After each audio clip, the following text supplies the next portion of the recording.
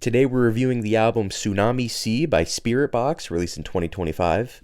I actually saw Spiritbox a while ago on tour with Korn and Gojira, and they were pretty great live. I just wasn't familiar with their music since this is the first album I've heard all the way through of theirs.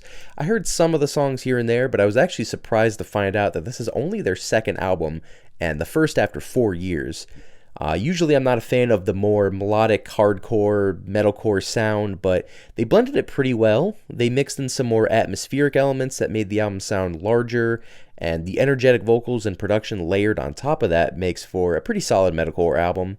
There are a few tracks that are going for that alt metal radio friendly sound that I didn't really like, which are, of course, the songs with the most streams on them.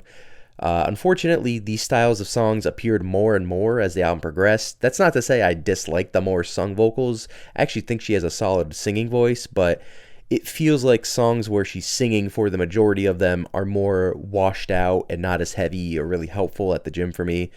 That's also not to say every song needs her scream vocals, which I also think are pretty impressive, but that's usually the style I like on heavier lift days. There are songs where they blend these vocal styles pretty well, and I enjoy it quite a bit, but not all tracks are like that. So if this melodic hardcore sound is for you, you might get a lot out of this. Personally, while I did warm up to it near the end of the album, the styles just don't blend well at times and just kind of sound like a mixed bag. So I'm going to give it like a mid 5 out of 10, right down the middle for me.